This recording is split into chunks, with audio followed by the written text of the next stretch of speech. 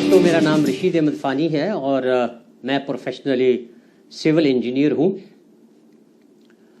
इस बिज़नेस की जर्नी के बारे में हम आपको बताने जा रहे हैं कि हम इस बिज़नेस में कैसे आए। थैंक गॉड कि हमने इस बिज़नेस को एक्सप्लोर किया, इस बिज़नेस की अपॉर्चुनिटी को देखा और मैं आपके सामने वो क्यों हम इस बिज़नेस के अंदर आए और फिर इसके अंदर हमने ये इस लेवल की सक्सेस हासिल करी। हम बेसिकली एक रूरल बैकग्राउंड से ताल्लुक़ रखने वाली फैमिली है। हमारी पैदाइश पुंछ डिस्ट्रिक्ट के अंदर हुई थी और मैं असिस्टेंट एग्जीक्यूटिव इंजीनियर की पोस्ट पे था जब हमने ये बिज़नेस देखा।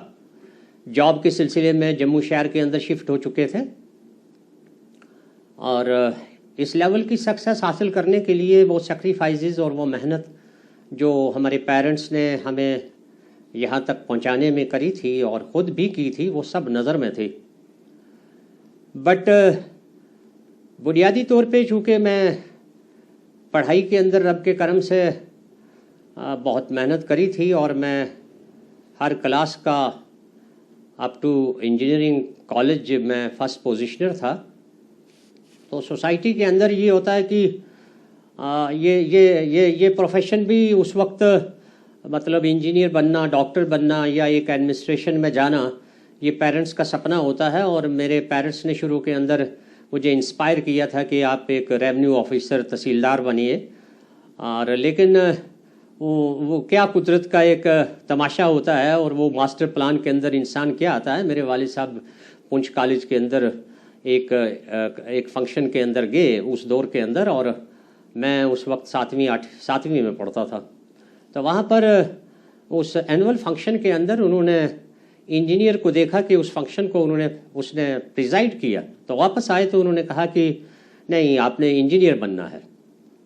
मैट्रिक करी तो मैं अपने डिस्ट्रिक्ट के अंदर फर्स्ट आया और उस वक्त मैंने एक इंजीनियर को देखा। और जिस शाम को मैंने इंजीनियर को देखा तो एक तरफ एक बहुत ही मशहूर वकील थे और दूसरी तरफ मेरी तहसील के तहसीलदार थे और ये बीच में वॉक कर रहे थे।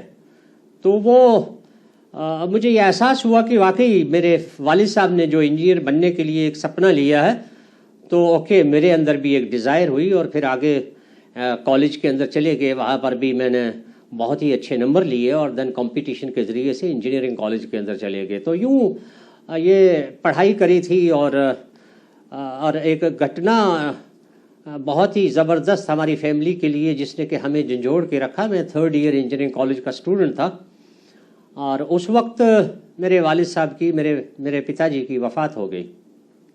और बड़ा बेटा होने की हैसियत से वो फैमिली की जिम्मेदारियाँ, वो रिस्पॉन्सिबिलिटीज़ भी मेरे कंधे पर आन पड़ी। खैर, इंजीनियरिंग कॉलेज से फारग होने के बाद फ़ौरन जो है एक कारपोरेशन के अंदर मैंने जाकर के जॉब लिया एंड फिर उसके बाद गवर्नमेंट के अंदर 1984 के अंदर जूनियर इंजीनियर जो है वो एंटर हुआ। थैंक गॉड कि मेरी मदर और मेरे भाई जो थे वो भी मेहनत कर रहे थे और मेरा फर्स्ट फोकस यही था कि उनकी पढ़ाई जो है वो किसी तरह से ना रोके, क्योंकि मेरे वालिद साहब का ये सपना था कि हम एक ऑनरेबल लाइफ जो है गवर्नमेंट ऑफिसर बन करके गुजारें। बट क्योंकि हमारी फैमिली के अंदर कोई ऐसा तो नहीं था, ये जॉब जो है मेरे पास और या हमारे पास या गांव के अंदर कुछ ही लोगों के पास आया था। तो बहुत सारी चीज़ें जो है जॉब के सिलसिले में जो कि लिमिटेशंस हैं वो पता चली। तो अब जबकि जैसे मैंने बताया कि मैं असिस्टेंट एग्जीक्यूटिव इंजीनियर बन चुका था और 20 साल की सर्विस हो चुकी थी और बच्चों के सिलसिले में क्योंकि स्कूलिंग के लिए जिस तरह की एजुकेशन मैं दिलवाना चाहता था उस तरह के ऐसा नहीं था कि भाई नेसेसिटीज़ पूरी हो रही थी। थैंक गॉड कि हमारे पास एक व्हीकल भी आ चुका था उस वक्त। लेकिन सर्विस को देख रहा था मैं कि मेरी सर्विस कितनी बची है और मैं क्या कुछ कर सकता हूँ। तो इस तरह से सोच थी उस वक्त। तो एक तरह की कभी फ्रस्ट्रेशन भी होती थी। तो हमेशा वालिद साहब की वफ़ात की वजह से हमेशा ख्याल रहता था कि वो क्या करती है फैमिलीज़ कि जब उनकी एक्टिव इनकम बंद हो जाती है तो वो उनके पास डाइवर्सिफाइड सोर्स ऑफ इनकम जो है वो बनाते हैं, उसका क्या महत्व समझ में आया। इस तरह की बातें जो है मैं सोचता था कि फैमिली के अंदर कि आज खुदा ना करे कि वो जो उस वक्त हमारी फैमिली के साथ हुआ था, अब अगर इस वक्त कुछ ऐसी घटना घटती है तो क्या फैमिली का क्या हाल होगा। तो जॉब में मैं 100% फोकस था और आप समझ सकते हैं कि एक long term side business venture खड़ा करने के लिए जिस तरह का टाइम और जिस तरह का पैसा चाहिए होता था वो किसके पास था, वो कहाँ था। तो इस वजह से मैं ये सोचता था कि वो जो सोसाइटी ने दिखाया था कि भाई आप इंजीनियर बन जाओगे तो बहुत कामयाबी आपको मिलेगी, ठीक है, वो प्रोफेशनली थैंक गॉड कि वो रिवार्ड जो एक ऑफिसर के हैं वो अपनी जगह, लेकिन ये चीज़ें समझ में आ रही थी कि यकीनन फाइनेंशियली स्ट्रांग होने के लिए बिजनेस ही एक सोल्यूशन है।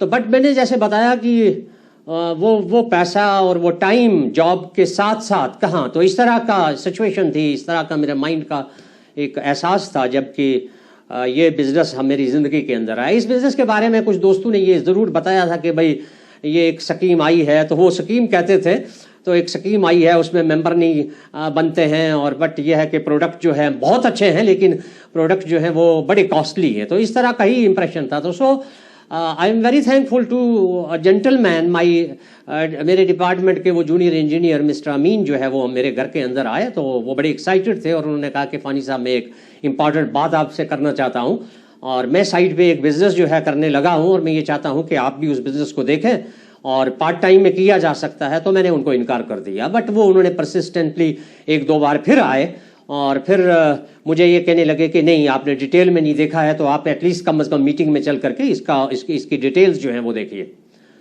Thank God it was destined कि मैं उस दिन संडे था और मैं गया और वहाँ पर मैंने जाकर के देखा कि बहुत ही अच्छे लोग जो हैं वो इस बिज़नेस में कामयाब हुए हैं। वो एक बेसिक प्लान जो है दिखाया गया और एक आर्मी ऑफिसर ने वो उस दिन दिखा रहे थे, तो ये बेसिक चीज़ें जो है कुछ हैं एटलीस्ट मुझे समझ में आई और वो बहुत ही ज़बरदस्त मुझे एक होप मिली और मैंने रब का शुक्र अदा किया कि एक बहुत ही एथिकल बिज़नेस है। और बिज़नेस के बाद मैंने फ़ौरन जो है इस बिज़नेस के बारे में ये फ़ैसला लिया कि हम फैमिली लेवल पर इसको करेंगे। तो कुछ प्रोडक्ट ले करके मैं घर में आया देखने के बाद और फिर मैंने परवीन को बताया और फिर बच्चों को बताया और मैंने बताया कि जी अब हम इस बिज़नेस में रब के करम से लोगों ने काफ़ी तरक्की करी है और पार्ट टाइम में ये पॉसिबल है और हमने ये डिसीजन ले लिया कि हम इस बिज़नेस को करेंगे। तो मैं मज़ीद जो है इस जर्नी के बारे में ज़रूर बताऊंगा। इससे पहले मैं ये चाहता हूँ कि परवीन अख्तर जो है कुछ आपके साथ बात करें। मेरा नाम परवीन अख्तर है, मैं होम मेकर हूँ और मेरी माँ का हमेशा कहना था कि जब भी काम करो मेहनत करो, आपने मेहनत करनी है और सब्र करना है और मेहनत और कामयाबी जो है ना वो दोनों जुड़ी होती हैं। तो कभी भी इंसान को पीछे नहीं हटना चाहिए, कभी ज़िंदगी में किसी से डरना नहीं चाहिए। जब डरोगे किसी काम में कामयाब नहीं हो जाओगे। मेरे पास मकान था, गाड़ी थी, सब कुछ था, मगर एक ही कमी थी मेरे पास कि मेरे बच्चों की अच्छी एजुकेशन हो जाए और उसके लिए एक अच्छे स्कूल से निकाल के दूसरे स्कूल में सिंपल स्कूल में डाला था। वो बात मुझे बहुत चुभती थी ज़्यादा। और क्योंकि हम मेंढर से पुंछ मेंढर के रहने वाले हैं, वहाँ से जम्मू आए थे और मेरा ये मकसद था बच्चे अच्छे स्कूल में पढ़ेंगे। जब वहाँ से निकाल दिया उसके बाद इतना मुझे दिन रात ये बात चुभती थी बहुत ज़्यादा कि जम्मू आके मेरे बच्चे स्कूल में अच्छे स्कूल में नहीं पढ़े, क्या फ़ायदा इसका। उसी दौरान जो है बिज़नेस एमवे बिज़नेस में कहती मेरी तो ज़िंदगी इसी एमवे बिज़नेस की वजह से पूरी चेंज हुई है। जब एमवे बिज़नेस मेरी ज़िंदगी में आया उसके बाद मैंने देखा नहीं, 3 महीने तो फाइनेंस साहब ने कभी मीटिंग में लिया नहीं, तब मुझे समझ नहीं थी करना क्या है। जब फर्स्ट टाइम मीटिंग में गई उसके बाद मुझे कभी भी जो है इस बिज़नेस के लिए नेगेटिविटी कभी नहीं आई है। उस दिन से लेकर आज दिन तक जब भी मैं कुछ काम करती हूँ मैं हमेशा मेरे जहन में ये रहता है कि मुझे बिज़नेस जो है करना है। और उसके बाद 3 लेडीज़ का सबसे बड़ा रोल मेरी ज़िंदगी में, सबसे पहले मेरी माँ का रोल है और दूसरे नंबर पे सुरेंद्र मैडम का है, क्योंकि जब वो मीटिंग में गए फर्स्ट टाइम वो मिले मुझे वहाँ पे, उन्होंने इतनी हिम्मत मेरी बढ़ाई हद से ज़्यादा, उसके बाद मुझे बिज़नेस को पीछे मुड़ के देखना नहीं पड़ा। और तीसरे नंबर पर हैं देवेंद्र मैडम, और वो जब भी बोलती थी हमेशा कहती क्राउन साहब आप कैसी हो, तब मुझे समझ नहीं थी क्राउन होता क्या है। तो उसके बाद जब फर्स्ट स्टेप में सबसे पहले कहती हूँ फर्स्ट स्टेप है सिल्वर। जब फर्स्ट स्टेप पे इंसान चढ़ना शुरू हो जाता है उसके बाद आगे कामयाबी जो सीढ़ी इंसान के कदम के नीचे होती है और हमेशा इंसान का दिमाग चलता आगे कामयाबी तक पहुँच जाता है, मंजिल तक पहुँच जाता है वो। और इस बिजनेस में सबसे बड़ी जो है वो चीज़ क्या है कि दिल में बिजनेस को रखना है, हार्ट में थोड़ी सी जगह दो, मेहनत करो और लोगों की नेगेटिविटी मत सुनो। टीवी तब से हमने टीवी कभी देखी नहीं है। टीवी पे देखने के बाद ये होता है कि जितने नेगेटिव ड्रामे होते हैं वो वहाँ जो रोल होता है कभी अपने साथ जुड़ता है, उसकी वजह से घर के अंदर लड़ाइयाँ होती हैं, उससे कभी इंसान कामयाब नहीं होता है। और बिजनेस के प्रोडक्ट जो है होम केयर, पर्सनल केयर, उसके बाद ब्यूटी केयर, क्योंकि जब हम फर्स्ट ट्रिप था हमारा मलेशिया में, तब से लेके उन लोगों के चेहरे में देखती हूँ, आज मैं देखती हूँ कि टोटल चेंज है। क्योंकि उसकी वजह यह है कि एक तो खाने वाले प्रोडक्ट हैं, दूसरा लगाने वाले हैं। तो मुझे नहीं लगता एमवे के लोग जल्दी बूढ़े हो जाएंगे। तो हर इंसान की यही ख्वाहिश होती है कि हम यंग रहें। और बिजनेस के अंदर क्यों पैसे सबसे बड़ी जो कमजोरी है पैसा है। इसमें जब मैं पैसे के लिए आई थी तब मुझे एहसास नहीं था कि इसमें इतने फॉरेन ट्रिप मिलेंगे। आज तो मुझे फॉरेन ट्रिप जितने गए मुझे जगहों के नाम भी याद नहीं है, जो चीज़ मैंने कभी सोची भी नहीं थी। लेडीज़ का सबसे बड़ा रोल इसमें यही है कि बिजनेस का जो टाइम टेबल सेट करें। कभी होता बच्चे छोटे होते, मेरी बेटी 2 साल की थी और बच्चे 2 बेटे जो थे वो भी तीनों बच्चे मेरे छोटे थे। मैं बहुत बार घर के अंदर रख के ताला लगा के जाती थी कि मुझे पता है बच्चे बातें भूल जाएंगे, बड़े होकर कभी इनको बातें याद नहीं रहेंगी, उनको यही लाइफस्टाइल जो है वो अच्छा लगे। आज मेरे बच्चे ऐसे रहते हैं जैसे शहजादे रहते हैं। हमें ये नहीं पता, अपने रूम में फ़ोन करके मुझे बुलाना पड़ता है कि आप खाने के टाइम आ जाओ। क्योंकि अगर एमवे बिजनेस नहीं होता, फाइनेंस साहब के रिटायरमेंट हो चुके थे, आज मुझे पता हो टेंशन कितनी होती कि बच्चे जो है इनका खर्चा पॉकेट मनी कहाँ से पूरा होगा। और उसके बाद ये है कि हमारे घर का लाइफस्टाइल कैसे चेंज होगा। तो कभी एक इंसान तो होता कि एक अपना रूम हो। ये सब एमवे की, मैं कहती हूँ एमवे मेरी ज़िंदगी में आने के बाद मेरी बहुत ज़िंदगी चेंज हुई है, बहुत ज़्यादा हुई है। इस बिज़नेस के अंदर सबसे बड़ा इंसान का ख्वाब यही होता है कि अपने हर चीज़ जो है अपने ड्रीम पूरे हों। और जब हमने शुरू किया था 6 प्रोडक्ट थे, आज तो बहुत 150 के लगभग प्रोडक्ट हैं। यूट्यूब के अंदर हैं, हर चीज़ में पता चलता है इंसान को कैसे बिजनेस करना। हमारे पास कुछ भी नहीं था उस टाइम पे। एक यकीन होता ना इंसान को, यकीन पर हमने चलते रहे। और फर्स्ट स्टेप ही जो इंसान को उठाना मुश्किल होता है, उसके बाद इंसान के आगे पूरी लाइफ जो एक इंसान का होता है ना मकसद के हमने कहीं मंजिल तक पहुँचना, अपने मंजिल की तरफ नज़र होनी चाहिए, ना कि रास्ते में दाएँ बाएँ होनी चाहिए। और बिज़नेस जो बहुत ही बढ़िया है। और अब मैं फानी साहब को मैं शुक्रिया अदा करती हूँ, कम से इन्हें बिज़नेस में सबसे पहली बात है मेरे नाम पे शुरू किया। और उसके बाद ये है कि इन्होंने मेरा पूरा साथ दिया, फैमिली का साथ दिया, फैमिली के लिए बहुत कुछ इन्होंने किया। Thank you very much.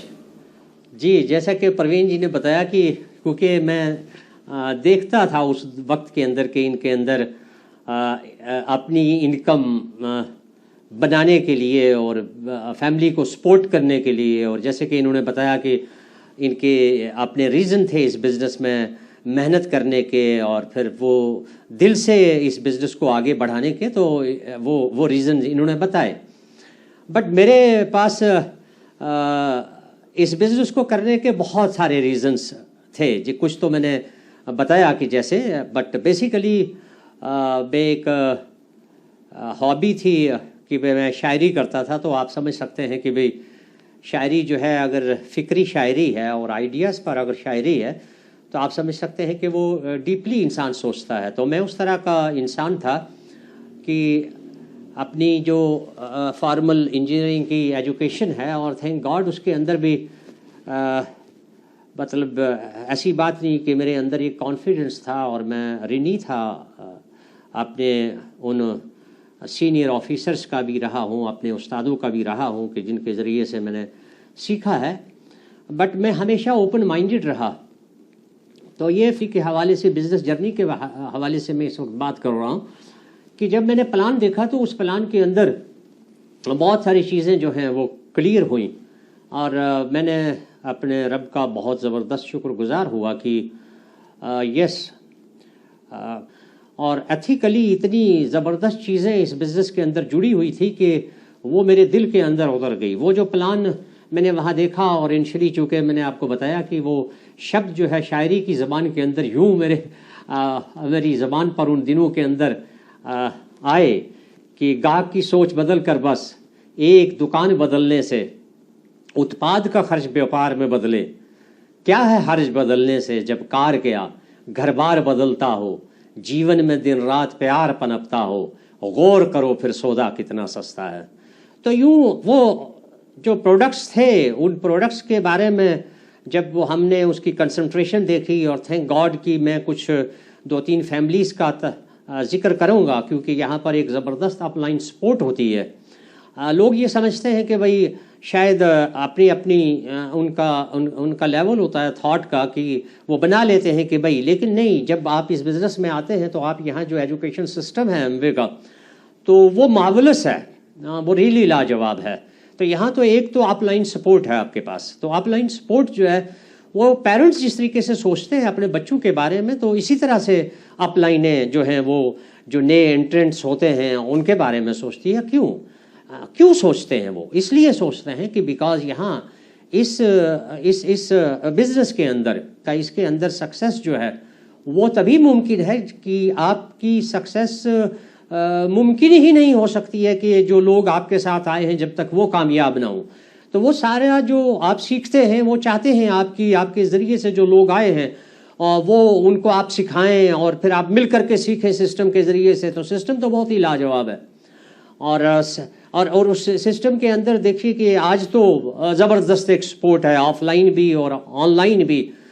कोई दिन ऐसा नहीं है कि वहाँ पर कोई ना कोई ट्रेनिंग जो है वो प्रोडक्ट की ट्रेनिंग या फिर दूसरी ट्रेनिंग्स जो है कि भाई बिजनेस में कैसे एंटर होना है और किस तरीके से उसका जो स्ट्रक्चर है उसके हवाले से, और फिर बिजनेस के कैसे लेवल हैं और वो जो वॉल्यूम बनता है वो किस तरीके से फिर उससे रिवार्ड्स आते हैं, तो वो बहुत ही इंपॉर्टेंट है। और वो सारी जो है एक सिस्टम के ज़रिए से ये जो है नॉलेज जो है पहुँचती है हर एक इंसान के पास। बट मैंने ये बताया कि ये सारी चीज़ें जो है मुमकिन है, लेकिन कौन इस बिज़नेस के अंदर तरक्की करता है? वही कि जिस तरीके से जो एक्सप्लोर करता है कि भाई इस बिज़नेस के अंदर हम एक्सप्लोर करें कि आज हम सक्सेस के जिस भी लेवल पे हैं और जो भी जिस लेवल पर हैं, लेकिन अगर हम देखें कि भाई वो पार्ट टाइम के अंदर अगर आपके अंदर भूख है, सपने हैं, तो आप भी जब एक्सप्लोर करेंगी तो आप ये समझेंगे कि ये वाकई एक बहुत ही बड़ा सोल्यूशन है सोसाइटी के लिए कि जबकि आज और ज़्यादा डिफ़िकल्ट हो गया है। बिकॉज आप समझिए अभी कोरोना का पीरियड गया है और किस तरीके से कंपनीज ने ले ऑफ करने पर मजबूर हुई हैं, और फ्यूचर के अंदर और भी यूनिवर्सिटीज़ और कॉलेजेस से कितने ग्रेजुएट एंड पोस्ट ग्रेजुएट निकले जा रहे हैं। तो इस इंडस्ट्री को अगर उस तरह से देखा जाए और इसके और पर्सपेक्टिव भी देखे जाएँ तो this is the best business opportunity on the face of the earth.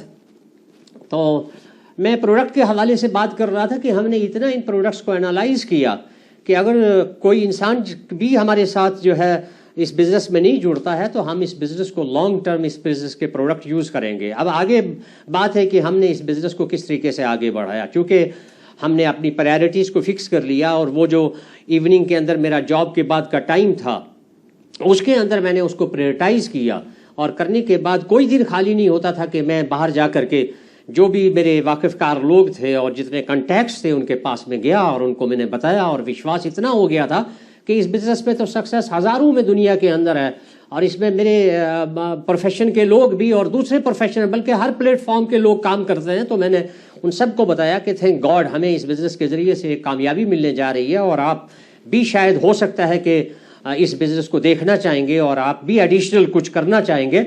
और मैं इसलिए आपके पास आया हूँ कि